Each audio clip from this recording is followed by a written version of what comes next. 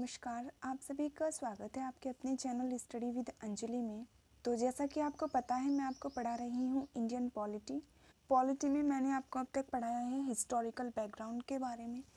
2 videos पहले इसकी आ चुकी हैं जिसमें मैंने डिस्कस किया है आपसे कंपनी का शासन और ताज का शासन। उसी कड़ी में हम आज देखेंगे मेकिंग ऑफ कॉन्स्टिट्यूशन। तो चलिए बिना टाइम वेस्ट के स्टार्ट करते हैं आज की क्लास को। और क्लास को स्टार्ट करने से पहले आपसे मेरी एक रिक्वेस्ट है, देखिए वीडियो को जितना हो सकता है अपने दोस्तों के साथ शेयर करो और लाइक करो और कमेंट करके ये ज़रूर बताओ मुझे कि आपको वीडियो कैसी लग रही है। और अगर आपकी कोई डिमांड हो किसी स्पेशल टॉपिक पे, आपकी कोई इच्छा हो मुझसे पढ़ने की, तो वो भी आप मुझे बता सकते हैं। मैं कोशिश करूँगी उस पर भी एक वीडियो बना सकूँ, ठीक है। तो चलो स्टार्ट करते हैं। आज हम पढ़ेंगे मेकिंग ऑफ कॉन्स्टिट्यूशन। कंपनी का शासन खत्म होने के बाद, ताज का शासन खत्म होने के बाद अब बारी आती है हमें अपने संविधान के बनाने की। चलिए देखते हैं संविधान सभा की मांग, ठीक है। सबसे पहले हम ये देखते हैं कि संविधान सभा की मांग उठी कैसे, क्यों उठी। देखो, भारत में एक संविधान सभा होनी चाहिए, ये विचार सबसे पहले आया था एम.एन. रॉय के दिमाग में 1934 में। लेकिन उस टाइम पे किसी ने भी ध्यान नहीं दिया इस बात पे, किसी ने गौर नहीं फरमाए कि हाँ, हमारे देश के लिए भी एक संविधान होना चाहिए, तो पहले उसके लिए एक संविधान सभा का गठन होना चाहिए। 1934 में तो इस बात पर किसी ने भी गौर नहीं की। लेकिन फिर अगले ही साल 1935 ईस्वी में इंडियन नेशनल कांग्रेस ने भी यही बात कही कि हमें एक संविधान चाहिए और संविधान को बनाने के लिए एक संविधान सभा का गठन होना चाहिए, ठीक है। लेकिन तभी ये जो बात है दब गई। उसके बाद में फिर 1938 ईस्वी में जवाहरलाल नेहरू ने फिर से यही बात कही कि हमारे देश के लिए एक संविधान का होना बहुत ज़रूरी है और उस संविधान को बनाने के लिए एक संविधान सभा का गठन करना बहुत ज़रूरी हो जाता है। और उसमें उन्होंने कुछ बातें भी कही कि जो संविधान सभा बनानी चाहिए, उस संविधान सभा में देखो, एक तो बाहरी लोगों का इंटरफेरेंस ना होना चाहिए और दूसरी बात ये थी कि जो संविधान सभा के मेंबर्स इलेक्ट होंगे उन्हें बाकायदा वोट करके चुना जाएगा, ठीक है। अब देखो, ये वोटिंग के बारे में हमने एक पीछे प्रावधान आया था गवर्नमेंट ऑफ इंडिया एक्ट 1935। उम्मीद है आपको ये बात ध्यान होगी। अगर आप रिकॉल नहीं कर पा रहे हो तो मेरी आपसे रिक्वेस्ट है, वीडियो को फिर से जाके देखो, उसके बाद इस वीडियो पे आना, तो आपको अच्छे से क्लियर होते हुए चलेंगे पॉइंट्स, ठीक है। तो बात करते हैं भारत शासन अधिनियम 1935 के तहत ये कहा गया था कि भारतीयों को भी वोट देने का अधिकार है, लेकिन सभी भारतीयों को नहीं, सिर्फ 10% पॉपुलेशन ऐसी होगी जो वोट कर सकती है। तो वही 10% लोग वोट करेंगे संविधान सभा के सदस्यों को चुनने के लिए, ठीक है। तो वो जो 10% मेंबर है, ठीक है, वो हैं आपके प्रांतीय असेंबली के सदस्य। अब इसका मतलब ये है कि कोई भी मुस्लिम को ही वोट देगा, सिख को ही वोट देगा, ठीक है। तो उस आधार पे इनकी वोटिंग होगी। लेकिन आगे देखते हैं, जब हम 1939 में 1939 में सेकेंड वर्ल्ड वॉर स्टार्ट हो जाता है। देखो, आप सुनते हुए चलो बातों को ध्यान से, इसमें कुछ नहीं रखा है, ये आप पढ़ लेना ऐसे ही, ठीक है। और एक एक बार मैं भी इसको जल्दी जल्दी पढ़ के सुना दूंगी, आप ध्यान दो इस बात पे, मैं क्या बोल रही हूँ, क्या पढ़ा रही हूँ आपको, वो इम्पोर्टेंट है। इसमें लिखा हुआ इतना इम्पोर्टेंट नहीं है, क्योंकि जब तक आपको एक्सप्लेनेशन नहीं मिलेगा आप समझ नहीं पाओगे, ठीक है। क्योंकि बुक तो देखो बहुत है, मैं भी बुक में से ही पढ़ा रही हूँ, कोई ये मैंने अपने पास से नहीं लिखी है ये किताब, ठीक है। या फिर ये जो स्टोरी मैं आपको बता रही हूँ, कोई ये मैंने अपने पास से नहीं लिखी है, लेकिन एक समझाने का तरीका होता है। तो मैं कोशिश कर रही हूँ कि आपको एक स्टोरी की फॉर्म में समझा सकूँ, ताकि आपको आसानी हो इस चीज़ को याद रखने में, ठीक। तो हमने 1938 की बात की, नेहरू जी ने भी बोल दिया था कि एक संविधान सभा का गठन होना चाहिए। फिर 1939 में स्टार्ट हो जाता है सेकेंड वर्ल्ड वॉर, मतलब द्वितीय विश्व युद्ध, ठीक है। और ब्रिटेन का आपको पता होगा, ब्रिटेन ने क्या किया था, बिना भारतीयों से पूछे ही सेकेंड वर्ल्ड वॉर में भारत को पार्टी बना दिया था। तो उस टाइम पे ब्रिटिशर्स के सामने ये मजबूरी हो गई थी कि भारतीयों की मांग को मान लेना चाहिए कि हमें अपने लिए एक संविधान चाहिए, क्योंकि अगर वो नहीं मानते तो भारतीय कोई भी उनके सेकेंड वर्ल्ड वॉर में साथ नहीं देता और उन्हें चाहिए थे भारतीयों के साथ की ज़रूरत, ठीक है। तो 1939 में, मतलब कि सेकेंड वर्ल्ड वॉर के टाइम पे, ब्रिटिश गवर्नमेंट ने ये एक्सेप्ट कर लिया था कि ठीक है, आपके लिए एक संविधान बनना चाहिए, संविधान सभा का गठन होगा और हम उसमें आपकी पूरी सहायता करेंगे। लेकिन वो करेंगे हम सेकेंड वर्ल्ड वॉर फाइनल होने के बाद, जब द्वितीय विश्व युद्ध खत्म हो जाएगा, उसके बाद में हम साथ देंगे आप भारतीयों का, आपके लिए एक संविधान सभा का गठन करेंगे, एक अलग से नया संविधान बनाएंगे, ठीक है, तो चलिए अब थोड़ा सा आगे देखते हैं बुक में। भारत में संविधान सभा के गठन का विचार वर्ष 1934 में पहली बार एम.एन. रॉय ने रखा। आपसे एग्जाम में क्वेश्चन पूछ सकता है कि संविधान सभा के गठन का विचार सर्वप्रथम किसने रखा।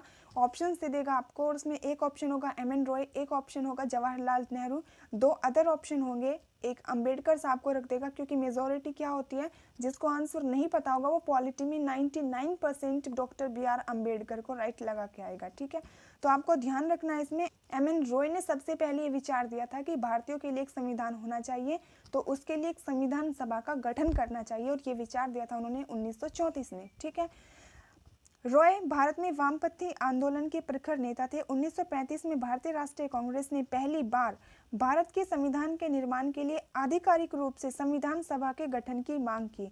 ठीक है, तो 1935 ईस्वी में इंडियन नेशनल कांग्रेस ने भी ये माना, उन्होंने भी ये माना कि भारतीयों के लिए एक संविधान होना चाहिए, और तो उसके लिए एक संविधान सभा का गठन करना बहुत ज़रूरी है। उस टाइम तक भी फिर भी कोई हलचल नहीं हुई, कोई एक्शन नहीं लिया गया। उसके बाद 1938 में भारतीय राष्ट्रीय कांग्रेस की ओर से पंडित जवाहरलाल नेहरू ने घोषणा की कि स्वतंत्र भारत के संविधान का निर्माण वयस्क मताधिकार के आधार पर चुनी गई संविधान सभा द्वारा किया जाएगा, और इसमें कोई भी बाहरी हस्तक्षेप नहीं होगा। तो संविधान सभा के गठन को लेकर 1938 ईस्वी में नेहरू जी ने ये बात कही और कहा कि उस पर कोई भी बाहरी हस्तक्षेप नहीं होगा। बाहरी हस्तक्षेप कहने का मतलब यही है कि उसमें फिर जो है ब्रिटिशर्स का या फिर किसी की भी कोई बात नहीं होगी। नेहरू की इस मांग को अंततः ब्रिटिश सरकार ने सैद्धांतिक रूप से स्वीकार कर लिया। ब्रिटिश सरकार ने कब स्वीकार किया वो मैं आपको बता चुकी हूँ, जब 1939 में द्वितीय विश्व युद्ध स्टार्ट हो चुका था और ब्रिटेन ने बिना भारतीयों से पूछे ही भारतीयों को उसमें पार्टी बना दिया था। उस टाइम पे ब्रिटिश गवर्नमेंट के सामने ये मुसीबत आन खड़ी हुई थी कि अगर हमने आज इन लोगों को ये बोल दिया कि नहीं तुम्हारे लिए कोई संविधान नहीं बनेगा, तो ऐसे में भारतीय पीछे हट सकते हैं और फिर उनकी हार निश्चित थी। इसीलिए उस टाइम पे ब्रिटिश गवर्नमेंट ने ये कहा कि ठीक है भारतीयों के लिए एक अलग संविधान होना चाहिए, हम इस बात को एक्सेप्ट करते हैं, लेकिन इसमें हम सहायता करेंगे कब, जब द्वितीय विश्व युद्ध खत्म हो जाएगा। ठीक है, इसे सन 1940 के अगस्त प्रस्ताव के नाम से जाना जाता है। सन 1942 में ब्रिटिश सरकार के कैबिनेट मंत्री सर स्टैफोर्ड क्रिप्स ब्रिटिश मंत्रिमंडल के एक सदस्य एक स्वतंत्र संविधान के निर्माण के लिए ब्रिटिश सरकार के एक प्रारूप के प्रस्ताव के साथ भारत आए। इस संविधान को द्वितीय विश्व युद्ध के बाद अपनाया जाना था। ठीक है, तो देखो अगस्त ऑफर आया 1940 ईस्वी में, उसके बाद फिर आता है क्रिप्स मिशन 1942 में, वर्ल्ड वॉर खत्म होने के बाद। फिर 1942 में क्रिप्स मिशन आता है। इसी कड़ी में क्रिप्स मिशन ने यह कहा था कि ठीक है हम हेल्प करेंगे भारतीयों के लिए एक संविधान बनाने में, लेकिन हम ये काम स्टार्ट करेंगे जब द्वितीय विश्व युद्ध समाप्त हो जाएगा। और द्वितीय विश्व युद्ध खत्म कब हुआ था? ये खत्म हुआ था 1945 में, स्टार्ट हुआ था 1939 में। ठीक है, ये बात ध्यान रखना। और दूसरा काम उन्होंने ये किया कि मुस्लिम लीग की जो डिमांड थी एक अलग पाकिस्तान बनाने की, उसको उन्होंने खारिज कर दिया। ठीक है, क्रिप्स प्रस्ताव को मुस्लिम लीग ने अस्वीकार कर दिया। मुस्लिम लीग की मांग थी कि भारत को 2 स्वायत्त हिस्सों में बांट दिया जाए जिनकी अपनी अपनी संविधान सभाएं हों। अंततः भारत में कैबिनेट मिशन को भेजा गया। इस मिशन ने 2 संविधान सभाओं की मांग को ठुकरा दिया, लेकिन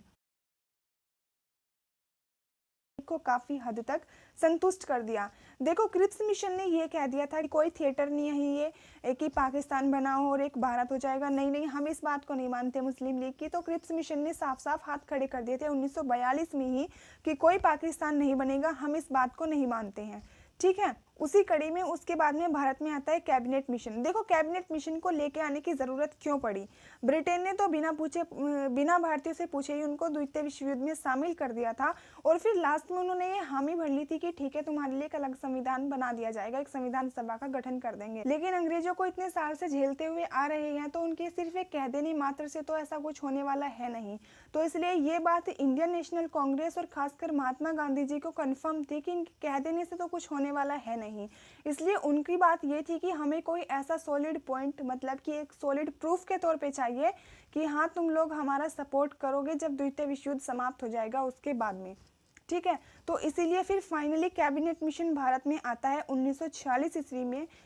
कब आया ये? जब सेकेंड वर्ल्ड वॉर समाप्त हो गया 1945 में। ठीक है, कैबिनेट मिशन में 3 लोग थे, एक थे पेंथिक लॉरेंस, स्टैफोर्ड क्रिप्स और एवी अलेक्जेंडर। ये क्वेश्चन भी एग्जाम में पूछता है कि जब कैबिनेट मिशन भारत में आया तो उसमें कितने सदस्य थे, या फिर आपसे ये क्वेश्चन में पूछ लेगा कि 4 ऑप्शन देगा आपको और वहाँ पे पूछेगा कि निम्न में से कौन सा व्यक्ति कैबिनेट मिशन से संबंधित है या नहीं है। ठीक है, तो इनके तीनों के नाम आपको पता होना चाहिए। कैबिनेट मिशन में 3 सदस्य भारत आए थे। पहले थे पेंथिक लॉरेंस, स्टेफोर्ड क्रिप्स और एवी अलेक्जेंडर। जो स्टेफोर्ड क्रिप्स थे ये क्रिप्स मिशन वाले ही स्टेफोर्ड क्रिप्स हैं। ठीक है, फिर कैबिनेट मिशन जब भारत में आया तो उसके सामने मुस्लिम लीग की बात को मानने के सिवाय कोई और चारा ही नहीं था, कोई और रास्ता ही नहीं था, क्योंकि उसे ये डर था कि कहीं क्रिप्स मिशन की तरह कैबिनेट मिशन भी फेल ना हो जाए। तो इसलिए कैबिनेट मिशन ने ये बात मान ली कि ठीक है, मुस्लिमों के लिए एक अलग से प्रांत बना दिया जाएगा, उसको नाम देंगे पाकिस्तान। तो बेसिकली जो हमारी संविधान सभा का गठन हुआ वो कैबिनेट मिशन के आने के बाद हुआ। तो हम ये कहेंगे, अगर आपसे एग्जाम में क्वेश्चन पूछता है कि कौन से मिशन की संस्तुति के आधार पर संविधान सभा का गठन किया गया, उसमें आपको ऑप्शन दे देगा क्रिप्स मिशन, कैबिनेट मिशन, अगस्त प्रस्ताव, इस तरीके के 4 ऑप्शंस मिलेंगे। तो आप उसमें लगा के आएंगे कैबिनेट मिशन। कैबिनेट मिशन की संस्तुतियों के आधार पर संविधान सभा का गठन किया गया। आई होप इतना आपको समझ आया होगा। अब हम आगे पढ़ते हैं संविधान सभा का गठन कैसे हुआ, कौन कौन इसमें था। तो देखो, कैबिनेट मिशन योजना द्वारा सुझाए गए प्रस्तावों के तहत नवंबर 1946 में संविधान सभा का गठन हुआ। आपसे एग्जाम में क्वेश्चन पूछ सकता है कि कौन से मिशन की संस्तुति के आधार पर संविधान सभा का गठन हुआ, तो आपको आंसर लगाना है कैबिनेट मिशन। ठीक है, इसमें आपको ये पॉइंट ध्यान रखना है। नेक्स्ट पॉइंट हम पढ़ते हैं, संविधान सभा की कुल सदस्य संख्या 389 होनी थी। इनमें से 296 सीटें ब्रिटिश भारत और 93 सीटें देसी रियासत को आवंटित की जानी थी। तो सीधी सी बात है कि जब संविधान सभा गठित हुई उस टाइम पे संविधान सभा की कुल सदस्यों की संख्या 389 होनी थी, जिसमें से 296 सीटें तो ब्रिटिश भारत मतलब कि वो एरिया जो डायरेक्टली ब्रिटिशर्स के कंट्रोल में रहा है। ठीक है, और 93 सीटें देसी रियासतों जिन्होंने अपने हिसाब से रूल किया। ठीक है, इन दोनों के बीच में आवंटित की गई। आपको सिर्फ इतना ध्यान रखना है। आगे देखते हैं, हर प्रांत व देशी रियासतों अथवा छोटे राज्यों के मामलों में राज्यों के समूह को उनकी जनसंख्या के अनुपात में सीटें आवंटित की जानी थी। मोटे तौर पर कहा जाए तो प्रत्येक 10 लाख लोगों पर 1 सीट आवंटित की जानी थी। ठीक है, तो सीटों का बंटवारा कैसे होगा वो हमने देखा, 10 लाख लोगों पे 1 सीट। ठीक है, इस हिसाब से सीटों को बांटा गया।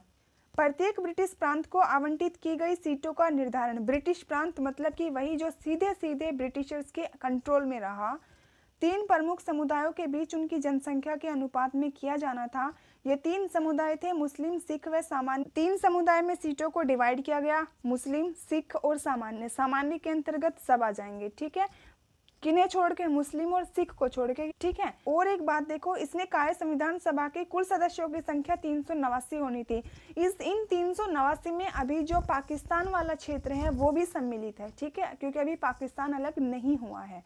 ठीक है, संविधान सभा के लिए चुनाव जुलाई अगस्त 1946 में हुआ। ब्रिटिश भारत के लिए आवंटित 296 सीटों हेतु इस चुनाव में भारतीय राष्ट्रीय कांग्रेस को 208, मुस्लिम लीग को 73 तथा छोटे समूह व स्वतंत्र सदस्यों को 15 सीटें मिली। हालांकि देशी रियासतों को आवंटित की गई 93 सीटें नहीं भर पाए, क्योंकि इन्होंने खुद का संविधान सभा से अलग रखने का निर्णय लिया। देखो, हमने अभी पढ़ा था कि 296 सीटें तो ब्रिटिश भारत को दी गई और 93 सीटें देशी रियासतों को दी गई। उन 296 सीटें जो ब्रिटिश भारत में थी, ब्रिटिश भारत में आने वाली सीटों में जो चुनाव हुआ 1940 ईस्वी में, उसमें 208 सीटें तो मिल गई भारतीय राष्ट्रीय कांग्रेस को, इंडियन नेशनल कांग्रेस को, 73 सीटें मिली मुस्लिम लीग को, और जो छोटे मोटे अलग सदस्य थे उन्हें मिली 15 सीटें। अलग समूह थे, अलग सदस्य थे, उन्हें मिली 15 सीटें।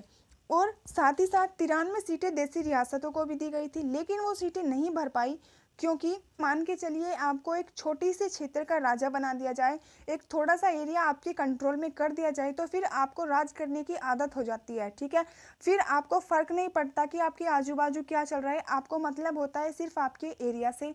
तो ये जो रियासतें थे इनका भी कुछ ऐसा ही था। इन्हें मतलब नहीं था कि संविधान बनना चाहिए नहीं बनना चाहिए, भारत में क्या चल रहा है क्या नहीं चल रहा, इन्हें मतलब था सिर्फ अपने प्रांत से। ठीक है, तो इन्होंने कोई भी अपना मेंबर नहीं चुना, तो इनकी जो सीटें थी वो खाली रह गई। ठीक है, अब देखते हैं संविधान सभा की कार्यप्रणाली। संविधान सभा की पहली बैठक 9 दिसंबर 1946 को, ये डेट आपको ध्यान रखनी है। आपसे एग्जाम में क्वेश्चन पूछ सकता है कि संविधान सभा की पहली बैठक कब हुई, ऑप्शंस दे देगा, तो इसलिए इस डेट को ध्यान रखो। संविधान सभा की पहली बैठक हुई 9 दिसंबर 1946 में। देखो 3 बैठकें हुई हैं लगातार, इनको याद कर लो। सबसे पहली बैठक 9 दिसंबर 1946, दूसरी बैठक 11 दिसंबर 1946, तीसरी बैठक 13 दिसंबर 1946। और फिर 13 दिसंबर 1946 को जो बैठक हुई थी उसमें उद्देश्य प्रस्ताव आ गया था। उद्देश्य प्रस्ताव वही है जो बाद में चल के प्रस्तावना बना, और उद्देश्य प्रस्ताव कौन लेके आया था? नेहरू जी। ठीक है, तो इन डेट्स को ध्यान रखो। 9 दिसंबर 1946 पहली बैठक, 11 दिसंबर 1946 पहली बैठक, एक एक दिन का गैप देके, और फिर तीसरी है 13 दिसंबर 1946 को तीसरी बैठक। ठीक है, मुस्लिम लीग ने बैठक का बहिष्कार किया और अलग पाकिस्तान की मांग पर बल दिया, इसलिए केवल बैठक में 211 सदस्यों ने हिस्सा लिया। ठीक है, मुस्लिम लीग ने इसका बहिष्कार किया, तो मतलब जो मुस्लिम लीग के व्यक्ति थे वो तो इसमें आए नहीं, तो 73 व्यक्तियों को तो आप ऐसे ही हटा दो। और भारतीय राष्ट्रीय कांग्रेस को मिली थी 208 सीटें, 208 तो वो मान के चलो, और बाकी के तो 3 सदस्य जो हैं वो किसी समूह के आ गए थे इधर उधर से, तो टोटल 211 सदस्यों ने हिस्सा लिया, लेकिन हिस्सा लेना था 296 व्यक्तियों को। ठीक है, फ्रांस की तरह इस सभा के सबसे वरिष्ठ सदस्य डॉक्टर सच्चिदानंद सिन्हा को सभा का अस्थायी अध्यक्ष चुना गया। तो आपसे एग्जाम में क्वेश्चन पूछ सकता है कि संविधान सभा के अस्थायी अध्यक्ष किसे चुना गया, और केवल पहली ही बैठक ऐसी हुई थी जिसमें अस्थायी अध्यक्ष को चुना गया, उसके बाद तो फिर परमानेंट मेंबर को इलेक्ट कर दिया गया था। तो अगर अस्थायी अध्यक्ष पूछता है तो डॉक्टर सच्चिदानंद सिन्हा। उन्हें चुनने का कारण सिर्फ यही था कि वो सबसे वृद्ध व्यक्ति थे। ठीक है, सबसे बुजुर्ग व्यक्ति थे, तजुर्बेदार थे, इसलिए उन्हें चुना गया। ठीक है, बाद में डॉक्टर राजेंद्र प्रसाद संविधान सभा के अध्यक्ष निर्वाचित किए गए।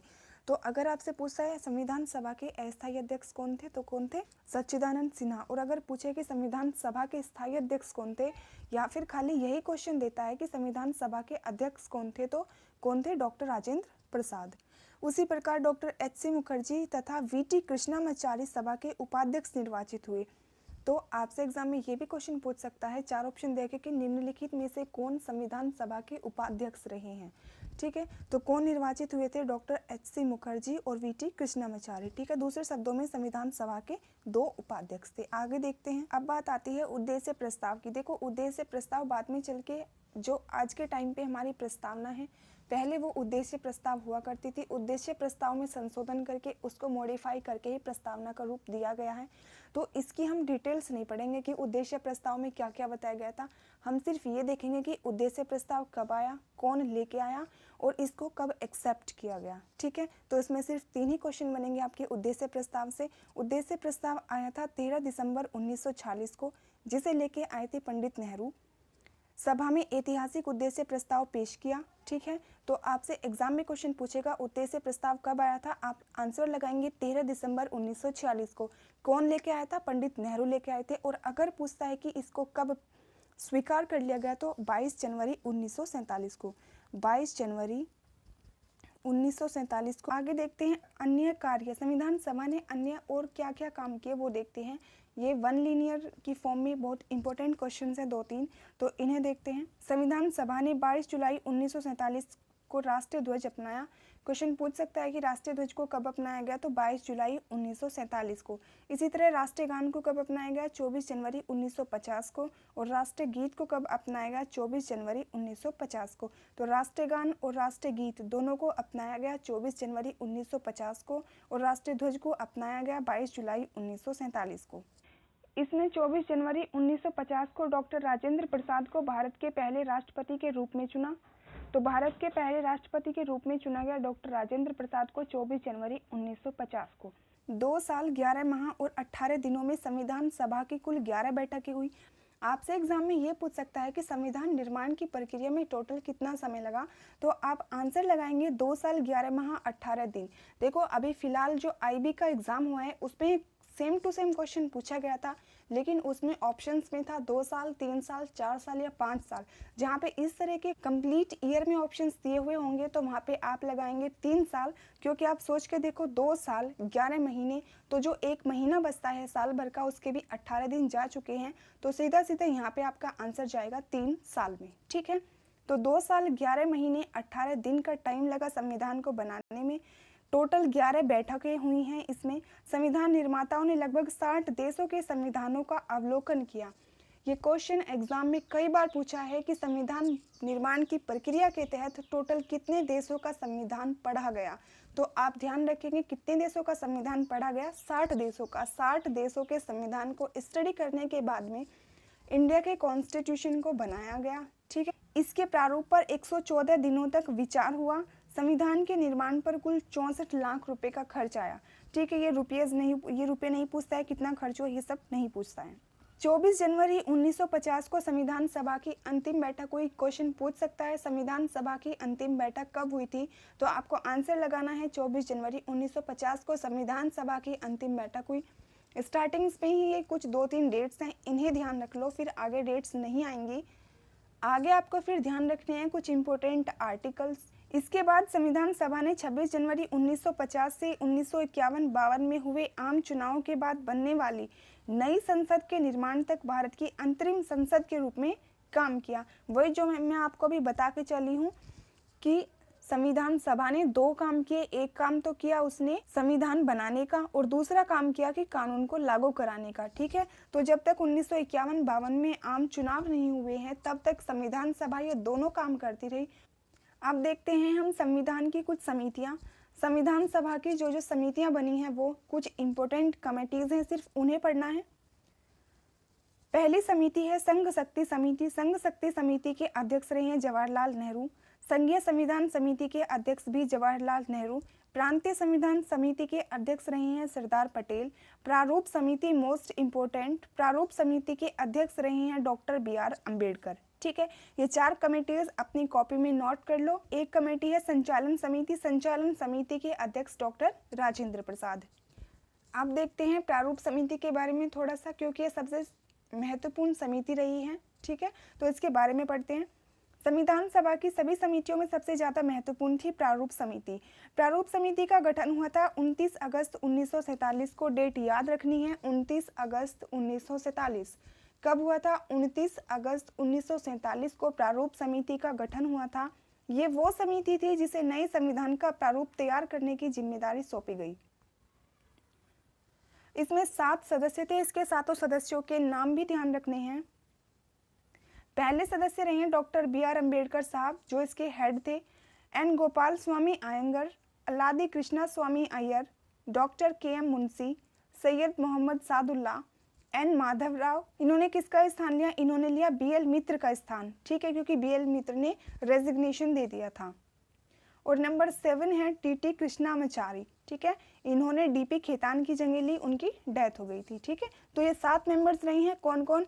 Ambedkar Sahab, N Gopalaswami Ayyangar, Alladi Krishnaswami Ayyar, doctor KM Munshi, Syed Mohammad Saadulla, N Madhavrao और TT कृष्णामाचारी।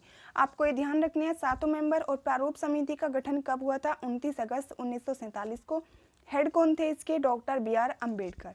ठीक है, टोटल कितने मेंबर्स रहे हैं इसमें? 7। ठीक, विभिन्न समितियों के प्रस्तावों पर विचार करने के बाद प्रारूप समिति ने भारत के संविधान का पहला प्रारूप तैयार किया और इसे फरवरी 1948 में प्रकाशित किया गया।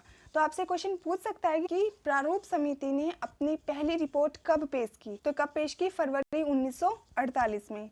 भारत के लोगों को इस पर प्रारूप पर चर्चा करने और संशोधनों का प्रस्ताव देने के लिए 6 माह का समय दिया गया। लोगों की शिकायतों, आलोचनाओं और सुझावों के परिप्रेक्ष्य में प्रारूप समिति ने दूसरा प्रारूप तैयार किया, जिसे अक्टूबर 1948 में प्रकाशित किया गया। आप सिर्फ पहला ध्यान रखो, कब प्रकाशित किया गया, पहला प्रकाशन कब हुआ था? फरवरी 1948 में। और इस पे 8 माह का टाइम लिया गया था कि किसी को अगर कोई ऑब्जेक्शन हो, किसी का कोई सजेशन देना हो, किसी का कोई पॉइंट हो, तो वो बता सकता है, इसमें संशोधन कर दिया जाएगा। प्रारूप समिति ने अपना प्रारूप तैयार करने में 6 माह से भी कम का समय लिया। इसके दौरान इसकी कुल 141 बैठकें हुई। ठीक है, अब देखते हैं संविधान का प्रभाव में आना। ठीक है, संविधान बन चुका है, प्रारूप कमेटी बन चुकी है। ठीक है, अब संविधान को लागू किस किस हिसाब से किया गया, किस किस तरीके से संविधान प्रभाव में आया है, वो देखते हैं। डॉक्टर BR अम्बेडकर ने सभा में 4 नवंबर 1948 को संविधान का अंतिम प्रारूप पेश किया। मैंने आपको कहा है कि आपको पहला प्रारूप ध्यान रखना है, कब पेश किया था? फरवरी 1948 में। और अंतिम ध्यान रखेंगे अब आप, कब पेश किया? 9 नवंबर 1948 में। ठीक है, इस बार संविधान पहली बार पढ़ा गया। सभा में इस पर 5 दिन आम चर्चा हुई, मतलब 4 नवंबर 1948 को पेश किया गया और 9 नवंबर 1949 तक, 49 नहीं है 1948, ठीक है, और 9 नवंबर 1948 तक इस पे टोटल 5 दिन चर्चा हुई। संविधान का दूसरा वाचन, मतलब संविधान पर दूसरी बार जो विचार हुआ, वो 15 नवंबर 1948 में किया गया। ये क्वेश्चन आपसे पूछता है कि संविधान सभा का पहला वाचन कब हुआ? 4 नवंबर 1948 को। दूसरा वाचन कब हुआ? 15 नवंबर 1948 को। और फिर पूछता है तीसरा वाचन कब हुआ? तो 14 नवंबर 1949 को। ठीक है, जो दूसरा वाचन हुआ है 15 नवंबर 1948 को, ये इस पे विचार मांगे गए 17 अक्टूबर 1949 तक। ठीक है, इस अवधि में कम से कम 7653 संशोधन प्रस्ताव आए, जिनमें वास्तव में 2473 पर ही सभा में चर्चा हुई। ये आपको ध्यान नहीं रखना है, सिर्फ आपको ध्यान रखना है पहला कब हुआ, दूसरा कब हुआ और तीसरा कब हुआ। ठीक है, संविधान पर तीसरी बार 14 नवंबर 1949 से विचार होना शुरू हुआ। Doctor B.R. अम्बेडकर ने the constitution is settled by the assembly विपास्ट प्रस्ताव पेश किया गया। संविधान के प्रारूप पर पेश इस प्रस्ताव को 26 नवंबर 1949 को पारित घोषित कर दिया गया। अगर आप प्रस्तावना देखते हैं, उसमें डेट को देखेंगे तो यही डेट मेंशन की हुई है उसमें, क्योंकि इस दिन संविधान को पारित घोषित कर दिया गया। 26 नवंबर 1949 से संविधान को पारित मान लिया गया। इस पर अध्यक्ष व सदस्यों के हस्ताक्षर लिए गए। सभा में कुल 299 सदस्यों में से उस दिन केवल 284 सदस्य उपस्थित थे जिन्होंने संविधान पर हस्ताक्षर किए।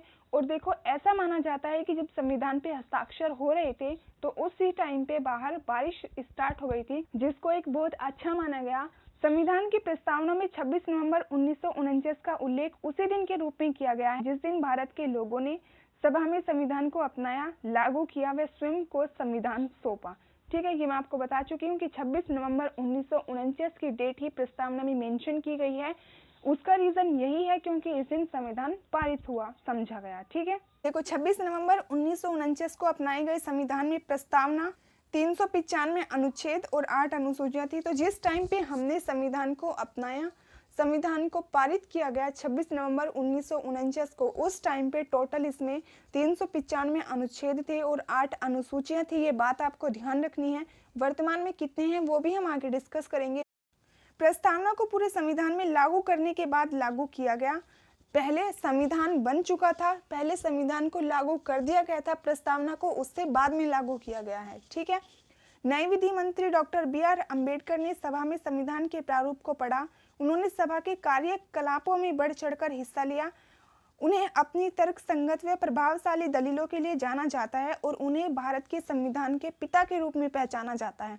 तो भारतीय संविधान के पिता कौन कहे जाते हैं? Doctor B.R. अम्बेडकर। एक क्वेश्चन और आता है कि आधुनिक मनु की संज्ञा किसे दी जाती है? तो वो भी दी जाती है डॉक्टर B.R. अम्बेडकर को। ध्यान रखेंगे, इस पॉइंट को नोट कर लो। आधुनिक मनु की संज्ञा किसे दी जाती है? Doctor B.R. अम्बेडकर। अब हम देखते हैं संविधान का परिवर्तन। 26 नवंबर 1949 को नागरिकता, चुनाव, तदर्थ संसद, अस्थायी व परिवर्तनशील नियम तथा छोटे शीर्षकों से जुड़े कुछ प्रावधान, ये कुछ आर्टिकल्स दिए हुए हैं, ये स्वतः ही लागू हो गए। मतलब हमारा जो वर्तमान टाइम पे संविधान है वो पूरा लागू नहीं हुआ था 26 नवंबर 1950 को। कुछ हिस्सा उसका 26 नवंबर 1949 को, कुछ हिस्सा लागू कर दिया गया था, कुछ आर्टिकल्स उसमें बाद में ऐड हुए हैं। और संविधान के शेष प्रावधान 26 जनवरी 1950 को लागू हुए। इस दिन संविधान की शुरुआत के दिन के रूप में देखा जाता है और उसे गणतंत्र दिवस के रूप में मनाया जाता है। इस दिन को संविधान की शुरुआत के रूप में इसलिए चुना गया क्योंकि इसका अपना ऐतिहासिक महत्व है। 26 जनवरी 1950 को ही क्यों संविधान की शुरुआत के रूप में माना गया, जबकि मानना चाहिए 26 नवंबर 1949 को, क्योंकि पहली बार तो तभी था जब संविधान को लागू किया गया। ठीक है, बाद में तो उसमें संशोधन चलते ही रहते हैं जो आज तक भी चलते हैं, लेकिन फिर भी 26 जनवरी 1950 को क्यों माना गया? देखो, इसका रीजन है। देखो, 1920 के आसपास की बात है जब Indian national Congress self rule की डिमांड कर रही थी कि हमें तो अपना शासन चाहिए। ठीक है, क्योंकि 1920 से देखो जो है उन्हें उनके मन में ये आने लगी थी कि सेल्फ रूल होना चाहिए, हमें इनकी बात ब्रिटिशर्स को यहाँ पे नहीं रखना है, हमें इनके तरीके से नहीं रहना। ठीक है, लेकिन ऐसा करते करते 1928 आ गया। 1928-29 के टाइम पे भी इंडियन नेशनल कांग्रेस के लीडर ने लेकिन उस टाइम पे महात्मा गांधी जी ने ये कहा कि देखो एक काम करते हैं, ब्रिटिश गवर्नमेंट को 1 साल का टाइम दे देते हैं, अगर वो तब भी नहीं मानती है तो फिर हम पूर्ण स्वराज की मांग करेंगे। ठीक है, सेल्फ रूल की मांग ना करके फिर हम पूर्ण स्वराज की मांग करेंगे। लेकिन 1 साल फिर भी बीत चुका था और ब्रिटिशर्स के कानों पे जूं तक नहीं रहेंगी, उन्होंने कुछ नहीं किया। ठीक है, फिर दिसंबर 1929 में हुआ था एक सेशन, लाहौर सेशन। ठीक है, लाहौर अधिवेशन हुआ था। वहां पे पूर्ण स्वराज की मांग को एकदम डिक्लेयर कर दिया गया था कि अब हमें पूर्ण स्वराज चाहिए। और फिर 26 जनवरी 1930 को, ठीक है, दिसंबर 1929 में पूर्ण स्वराज की मांग रख दी गई थी लाहौर सेशन में। बातें ध्यान रखते हुए चलो, मैं रिपीट कर रही हूँ, दिसंबर 1929 में लाहौर सेशन में पूर्ण स्वराज की मांग रख दी गई थी। और फिर 26 जनवरी 1930 को स्वतंत्र भारत का पहला झंडा नेहरू जी ने लहराया था। और किस नदी के किनारे लहराया? वो लहराया था रावी नदी के किनारे। ठीक है, तो इसी वजह से 26 जनवरी का अपना एक विशेष महत्व है। अब देखो, संविधान को लागू करने के लिए 26 जनवरी तक का तो वेट कर नहीं सकते थे, तो इसलिए संविधान को लागू तो कर दिया था 26 नवंबर 1949 को ही। लेकिन फाइनली जो गणतंत्र होने का डे डिसाइड किया, संविधान को मानने का डे डिसाइड किया, वो 26 जनवरी 1950 है। ये 2 क्वेश्चन बनते हैं, कंफ्यूज मत होना एग्जाम में। क्वेश्चन को अच्छे से पढ़ लेना कि क्वेश्चन क्या डिमांड कर रहा है। ठीक है, आगे चलते हैं। तो आज का हमारा चैप्टर मेकिंग ऑफ कॉन्स्टिट्यूशन, संविधान का निर्माण, मान के चलो अब खत्म होने वाला है। 2-3 पॉइंट्स है, ये मैं आपसे डिस्कस करूंगी और उम्मीद भी करूंगी साथ ही साथ कि आपको वीडियो पसंद आई होगी। और अगर आपको वीडियो वास्तव में पसंद आई है तो वीडियो को अपने फ्रेंड्स के साथ शेयर जरूर करें और कमेंट करके मुझे ये ज़रूर बताएं कि वीडियो आपको वास्तव में कैसी लग रही है। क्योंकि अगर सुधार की गुंजाइश होगी तो मैं और कोशिश करूंगी कि हर वीडियो में मैं थोड़ा थोड़ा सुधार कर सकूं। ठीक है, ये कुछ इंपॉर्टेंट पॉइंट्स हैं, ये देख लेते हैं। संविधान सभा द्वारा हाथी को प्रतीक मुहर के रूप में अपनाया गया था। तो आपसे एग्जाम में क्वेश्चन पूछ सकता है कि संविधान सभा के द्वारा मुहर के रूप में किस जानवर के प्रतीक को अपनाया गया था? तो किसके प्रतीक को अपनाया गया था? हाथी के प्रतीक को। सर BN राव को संविधान सभा के लिए संवैधानिक सलाहकार, कानूनी सलाहकार के रूप में नियुक्त किया गया था। तो कानूनी सलाहकार किसे माना गया? सर BN राव को। संविधान सभा का सचिव किसे नियुक्त किया गया? HVR अयंगर को। संविधान सभा का प्रारूपकार, चीफ ड्राफ्टमैन किसे नियुक्त किया गया? LN मुखर्जी को। संविधान सभा के कैलीग्राफर किसे चुना गया? प्रेम बिहारी नारायण रायजादा को। ठीक है, कैलीग्राफी मतलब कैलीग्राफी होती है जो सुंदर सुंदर लिखा करते हैं। ठीक है, जो राइटिंग होती है। कैलीग्राफर कौन थे? प्रेम बिहारी नारायण रायजादा। ठीक है, जो सौंदर्यीकरण और सजावट की है वो की है शांति निकेतन के कलाकारों ने किया, जिसमें मदन लाल बोस और बीहूहर राम मनोहर सिन्हा शामिल थे। तो उस पे जो सौंदर्यीकरण किया गया है, जो सजाने का काम किया गया है, वो किया है मदन लाल बोस और बीहूहर राम मनोहर सिन्हा ने। मूल प्रस्तावना को प्रेम बिहारी नारायण रायजादा द्वारा हस्तलिखित और बीहूहर राम मनोहर सिन्हा के द्वारा ज्यामितीय और सौंदर्यीकृत एवं अलंकृत किया गया है। तो मूल प्रस्तावना को लिखा किसने है? प्रेम बिहारी नारायण रायजादा ने। और उस पे डिजाइन, उस पे पेंटिंग्स वगैरह किसने की है? वो बनाई है बीहूहर राम मनोहर सिन्हा ने। नेक्स्ट चैप्टर में हम डिस्कस करेंगे संविधान की प्रमुख विशेषताएं, salient features of the constitution. ठीक है, आज का हमारा चैप्टर था मेकिंग ऑफ कॉन्स्टिट्यूशन, ये कंप्लीट हो चुका है। और इससे पहले हमने पढ़ा है हिस्टोरिकल बैकग्राउंड ऑफ कॉन्स्टिट्यूशन। उम्मीद है आप सबको वीडियो पसंद आई होगी। तो मिलते हैं नेक्स्ट वीडियो में। और अगर वीडियो पसंद आई हो तो अपने दोस्तों के साथ शेयर करें। तो पढ़ते रहो, तब तक बाय बाय।